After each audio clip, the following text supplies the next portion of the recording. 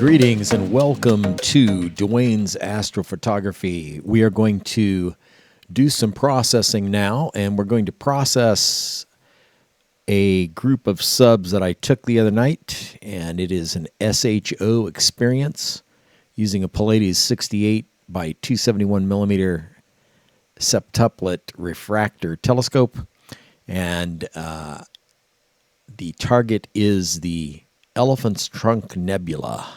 Very large object. And let's get started. All right, I've opened up all three files here. All right, we have the autosave files here. By looking at these, as long as I have, I can tell which one is which. But when you do stack these, make sure that you keep track of that. That kind of thing. But I've done this so many times, this nebula. We can see, I can tell this is the O3 right here because it's mainly in the center. Here's the dead giveaway if you want to know here. See how this has more data up in here. You see that right there? And it's kind of reduced here. That's the difference. And so this is the dead giveaway, as I said before. So this one should be named O3. We're going to go ahead and name this.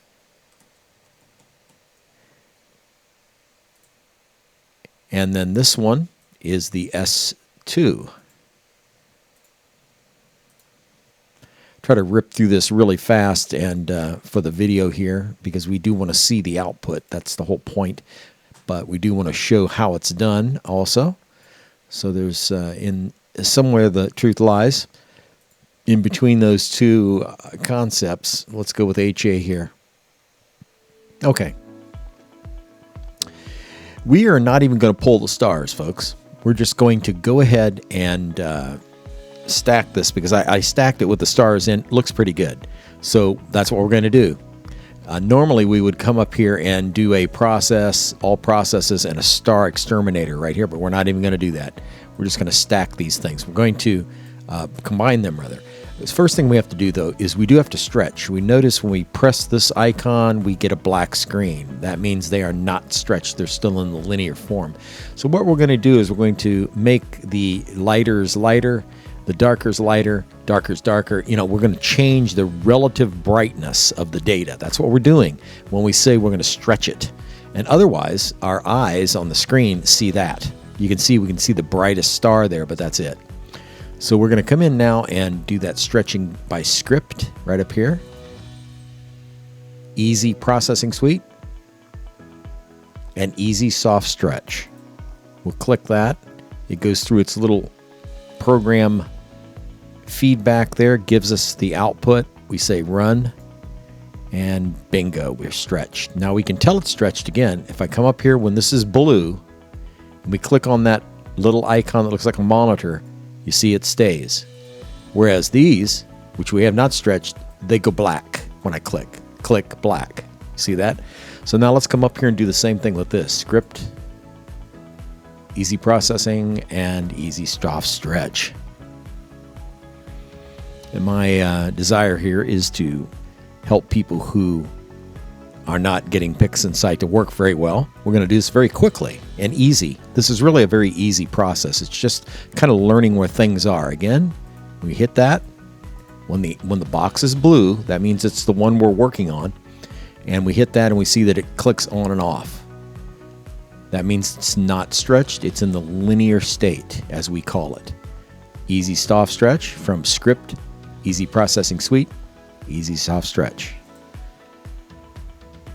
It'll bring up again this, leave these alone. Just leave them like they are. You'll see the histogram here, leave everything alone and hit that. Keep looking, there it is, we're done. Let's check it. Yep, it stays a picture. Now let's come in, and since we've renamed all these, we can now come up here and do a process. We're simply going to say process, all processes, and we're going to fit these things in a channel combination, we call it. It's right there. And it gives us an R, a G, and a B field. Well, now for the Hubble palette, we're going to put the S2 in red because that's the way it's done. That's the standard. O3, is blue. HA right there. We iconize it down. Go get it and put it up there in the green. So now we have, let me get that in place here. There we go. It's pretty touchy about where you put your mouse. Green HA, red S2, and blue O3. That is it. Let's hit it and see what we get. We're going to hit the little circle. Now, this is what we typically see in a Hubble palette raw picture. And, of course, you don't see people putting this, up as a picture that they've done because it doesn't look right? Any Hubble palette you've seen doesn't look like this. Where's the golds and reds and blues, huh? Or the white, at least. We don't see any of that. We see purple out here. So we're going to come in here now and save this off. And I find that saving it over here and taking it into Photoshop is the best way to do the Hubble palette. Some people might not quite think that's right, but too bad. SHO. And let's just call it SHOZ, shows. We're going to save it. Save it as a 16-bit because we have stretched it. Say OK. Okay, we can now come back in here. We'll compare these two. It looks like it did do some straightening of the stars. Let's go to Image, Undo, and take a look. There's without the blur exterminator. You can see it's quite eggy looking right there and right here. So watch those two stars. I'm going to flip it back again. Redo blur exterminator. Watch and see here, right in here. See, it did make the stars a little smaller, even though they're still sort of cupped around and not very, very well done, but better than they were, okay? So I'm going to accept that. And again, normally what we would do is pull these stars and work on them better, but we're not going to worry about that right now. We're going to right back in here again and file, save this as the SHO, call it XZX, just to make things confusing. 16 bits because we are stretched. We go back into Photoshop and we see those awful non-registered stars. Let's say save, no. Let's open up the new one, file opened. And here's our ZX. And right away, we should see those stars are now lined up. And I believe they will be. Let's take a look in here a little bit closer. Oh, yes. You see that? Now we have registered stars. They're right. All three of the colors, the H, S, and O, are all on top of one another, which they should be. Okay, that's good. Let's go back out again here. And we're going to do a couple things here before we leave Photoshop. I think one of the things I'm going to do is I'm going to come over here and do just a bit more of the selective color. And we can see just how much difference this makes. Adjustments, selective color. And again, we'll come in here, see if I can remember without looking at my phone. I doubt it, but we'll go with the greens. It looks like I'm going to have to cheat again. It's just, these phones are so easy to cheat. You can't remember anything anymore. So we got greens, and we will drop cyan to -100. See, it starts to get yellow when we did that. Let me show that again. Look over here. See how green that is? Now watch this. See, it's starting to turn yellowish. And then the yellows, will drop them down all the way down to -100. And actually, sorry, that is not correct. We want to leave yellows alone. I don't know why I keep doing that. We want the magenta to be -25. I'm going to take it down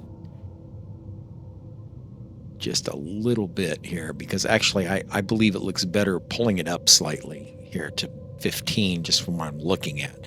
Let's go to yellows now. Again, this is all your taste. I'm just giving you some ideas here. We want to drop the cyan all the way down. Now that's one of the things that really made a difference. Starting to see the outside, and we lift the magenta to plus 25. Let's go all the way up and drop it down a little. Let's try maybe 35, 40. And then finally we go to cyan. And this is the fun part here. We drop the yellows down. And we raise up. Sorry, we drop the magentas down also. We start to see a little more of a Hubble palette looking picture. We say, okay, let's go in here now and do some of the filtering we did with camera raw filter. You know, take away some of this washed out look. Although it does look very natural, so we don't want to go crazy with camera raw filter, but we do want to make it a little nicer. And I always go right for dehaze because it just makes it much cleaner looking. Maybe down to 50, 48.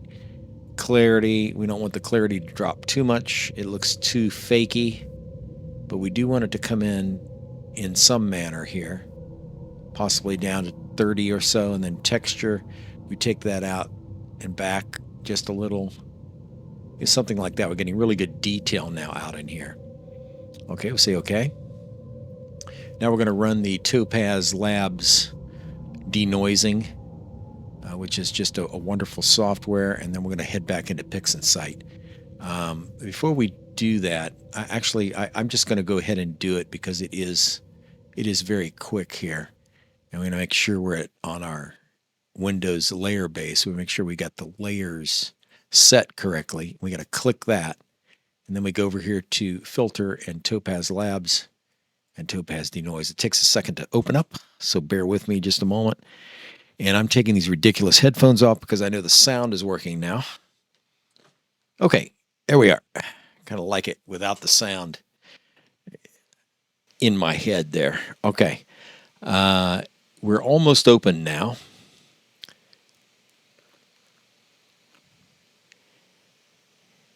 Now you look on this side, it shows the denoised section, and look on this side, it shows the noise section. So we pick severe noise and remove noise. Let's remove about all of it. Let's take a look now and just see what that does. And it's a bit hard to tell on the screen, but if you look, you can see a difference. I don't know if you can see that, but it does make a difference, so I'm going to go ahead and run it for sure. Apply.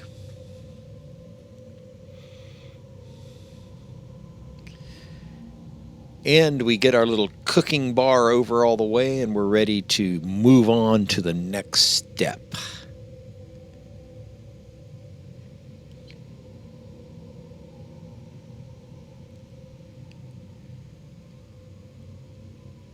All right, great. So now we have the image kind of processed here. We're going to come over and we haven't done our any of our adjustments as far as the levels. You see we have another ledge. We need to take it right over to the ledge there so that none of this is in the picture. Say okay, and I'm going to take one more time here to go to adjustments and curves, and we're going to boost it up just a little brighter like that, and just do a slight S curve, not much. Something like that looks very good to me. We're done with this. We didn't have anything to merge down. We were going to use. Let's try a adjustment layer here. I am going to try to do just a little of the magenta out of it by hue saturation. And we come in and say okay. And then over here, we're going to keep the hue here, but we are going to go to magentas, and then we're going to take it out. And let me show you what it is that I'm taking out. See that around the edge? And you can't see it very well, but it does look crappy when it's in there. Also, it takes it out of the stars somewhat. So we take that all the way down to minus 100 typically. All right, we are done now. We're coming to File, Save As. Actually, we're just going to save it as on my computer. And I always keep all my files. My hard drive hates me for that, but in case I would ever have to go back again, usually I don't, but we say okay. All right, we've saved it as a TIFF. we're done with Photoshop. Let's reduce it down. Let's open it back up in PixInsight and compare it with our file that we took out. Open. We should see quite a more distinct picture. Let's take all this stuff out of here. Put it all over here so we can compare these two. Now, even though these two are the Hubble palette, we followed the Hubble palette here perfectly with our HSO, assigning them. You can see how much better this one looks over here than this one. Okay, and we do see a gradient, although, you know, let me show you. See how this looks different over here than here? Well, actually, it is different. Why should I want to change it? So we have to be careful as astrophotographers not to take too many artistic liberties. So someone might look at this and say, oh, well, I don't like the way that looks different than this side. Let's make them look the same. And unfortunately, you can do that. We can say process, and we can say all processes, and come up here to gradient correction. Now watch this, and watch how much it'll keep these, it'll make them almost look identical. Okay, let's run it here. I've not done this for the video, but let's see what it does. You see the windmill, your bar is spinning. Keep watching right in here, and we'll see a change. Coming up, 80, 90, here it is. Doing a gradient, it's going to do it a couple times. There it is. Okay, so let's close it out. Let's take a look at it. You see, it's actually, to me, it's kind of made it look too processed or something. You see, look here, it's even made a line in it. Do you see that line right there? It's actually faked out and made a line in the picture. You got to look closely. I kind of like what it did right there, but it's not enough to keep that line in there. So we could play with it a while. We're not going to, though. We're going to say undo gradient correction. And there, see how the line is gone? It looks more natural, actually, I think.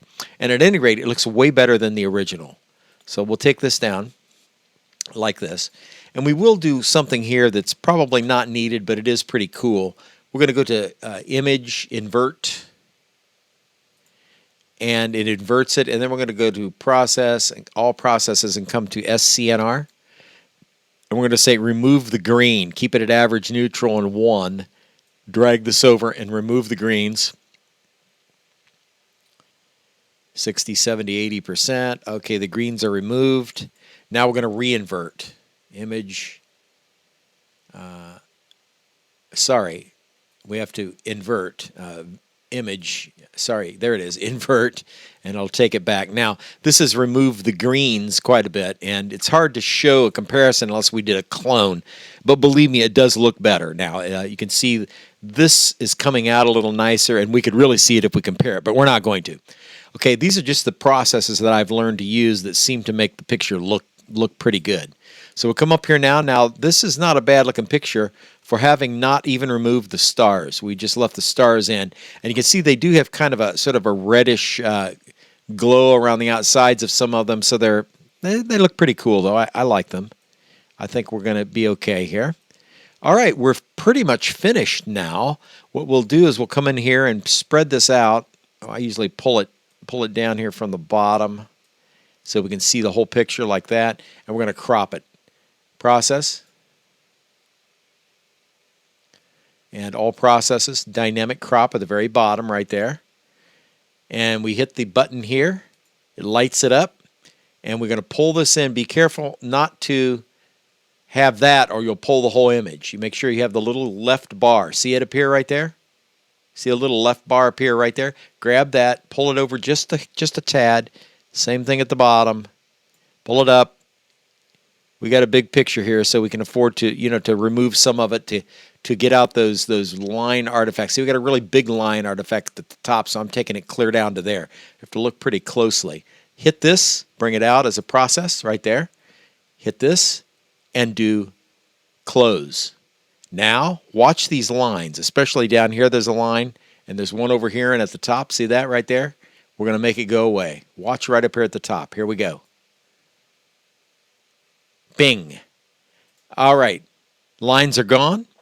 The bottom one looks like it might have a slight line left in it there. I'm going to go ahead and not worry about it.